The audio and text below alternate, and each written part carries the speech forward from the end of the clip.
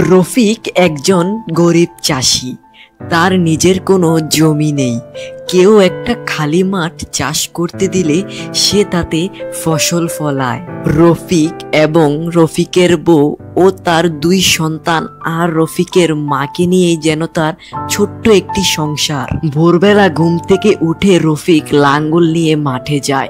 সারাদিন রোদে পুড়ে চাষ করে, কিন্তু খরার কারণে এই বছর জমিতে তেমন ফসল ফলেনি।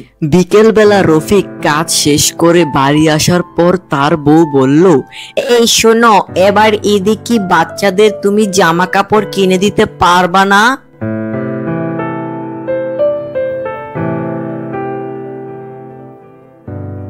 তারপর রফিক মাথা নিচু করে চুপ করে থাকে।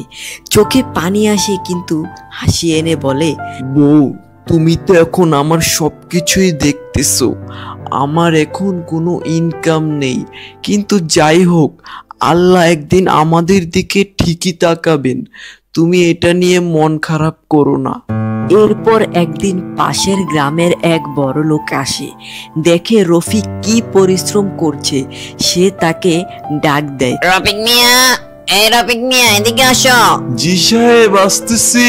তারপর রফিক ওই বড়লোক সাহেবের কাছে যায়। আসসালামু আলাইকুম সাহেব, কেমন আছেন? জি ওয়ালাইকুম সালাম, ভালো আছি। তুমি কেমন আছো? আমি আর আছি, তা কি মনে কইরা? কারণ তো একটা আছেই। তোমার বাবির মুখ থেকে শুনলাম তোমার নাকি এবছর খুব খারাপ যাচ্ছে। তোমার ফসলে নাকি কোনো দান হয় নাই। তা শোনো, তোমার একটা প্রস্তাব দিতে আসলাম। হ সাহেব, ঠিকই কইছেন। এই বছর যে ছেলে মেয়েরে দুইটা জামা কাপড় কিনা দেমু, সেই সামর্থ্যটা আমার নাই। খুব অভাবের ভিতর আছি। তা সাহেব, কি জানি কইতাছিলেন? কথাটা হইলো কি, তোর ভাবি কইতাছিল তোরে নাকি একটা কাম দিতাম, আর আমারও একটা লোক দরকার। তুই তো জানোসই আমার এই বছর অনেক ধান হইছে। এখন ধানগুলা ফলানোর লাগে একটা লোক দরকার। এখন তুই যদি ধানগুলা ফলাই দিতে পারস, তাইলে লাভের অর্ধেক তোর আর অর্ধেক আমার। এখন তুই রাজি কিনা বল। আরে কি কোন স্যার, রাজি মুনা মানে? আমার তো এই মুহূর্তে একটা কামের খুব দরকার ছিল। আপনি কোনো টেনশন করেন না, আমি আজকে থেকে আপনার ফসলে কাজে নাইমা পড়ুন। আপনি খালি আমালে একটু দোয়া কইরেন। আচ্ছা ঠিক আছে, তাহলে আজকে থেকেই কামে লাইগা পড়। আমি গেলাম।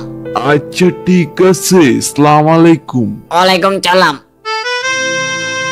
তারপর রফিক সেখান থেকে হাসি মুখে চলে যায়। এভাবেই কেটে গেল 15-20 দিন।